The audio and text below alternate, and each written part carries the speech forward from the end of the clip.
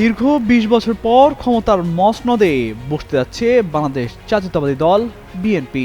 এর মধ্যে প্রকাশিত হয়েছে ত্রয়োদশ জাতীয় সংসদের সদস্যদের গেজেট। আগামী ৩ দিনের মধ্যে শপথ নেওয়ার কথা রয়েছে নবনির্বাচিত সংসদ সদস্যদের। তবে রাজনীতির মাঠে বেশ কৌতূহল রয়েছে বিএনপির সরকারের মন্ত্রী সভা নিয়ে। বিএনপির শীর্ষ নেতাদের কাদের দেখা যাবে কোন চেয়ারে। শনিবার এমন তথ্য দিয়ে একটি প্রতিবেদন প্রকাশ করে দৈনিক বিজনেস স্ট্যান্ডার্ড পত্রিকা। সেখানে নাম প্রকাশে অনিচ্ছুক বিএনপি স্থায়ী কমিটির এক সদস্যের বরাতে বলা হয়, আগামী মন্ত্রিসভা নিয়ে বিএনপির নীতি নির্ধারণী পর্যায়ে বেশ আলোচনা হচ্ছে।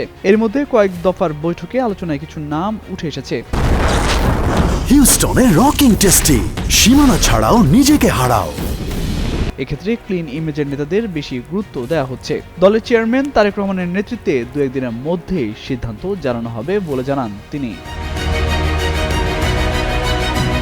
বিএনপি সূত্র বলছে, সর্বোচ্চ আসনে সংসদ সদস্য থাকায় সরকারি দল হিসেবে এবারে সংসদে যাবে বিএনপি, আর সরকার প্রধান হিসেবে দায়িত্ব নেবেন দলের চেয়ারম্যান তারেক রহমান। এছাড়া আগামী রাষ্ট্রপতি হওয়ার দৌড়ে দেখা যেতে পারে বিএনপির মহাসচিব মির্জা ফখরুল ইসলাম আলমগীরকে। এছাড়া সংসদ স্পিকার হতে পারেন ডাক্তার আব্দুল মঈন খান। ডাক ও টেলিযোগাযোগ বিভাগের দায়িত্ব নিতে পারেন মির্জা আব্বাস। স্থানীয় সরকার মন্ত্রী হিসেবে দেখা যেতে পারে সালাউদ্দিন আহমেদকে। এছাড়া ২০০১ সালে বিএনপির সরকারে বাণিজ্য মন্ত্রী ছিলেন আমির খসরু মাহমুদ চৌধুরী। এবারও বাণিজ্য মন্ত্রণালয়ের দায়িত্বে দেখা যেতে পারে তাকে। আর শিক্ষা মন্ত্রণালয়ে দেখা যেতে পারে ANM এহসানুল হক মিলনকে। এদিকে ত্রয়োদশ জাতীয় সংসদ নির্বাচনে এখন পর্যন্ত বেসরকারিভাবে ২৯৭টি আসনের চূড়ান্ত ফলাফল প্রকাশ করেছে নির্বাচন কমিশন। এর মধ্যে বিএনপি এককভাবে ২১২টি আসনে এবং বাংলাদেশ জামায়াত ইসলামী ৬৮টি আসনে বিজয়ী হয়েছে।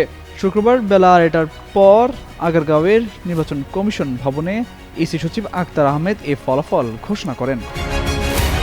তামজিদ মির্জা, যুগান্তর নিউজ।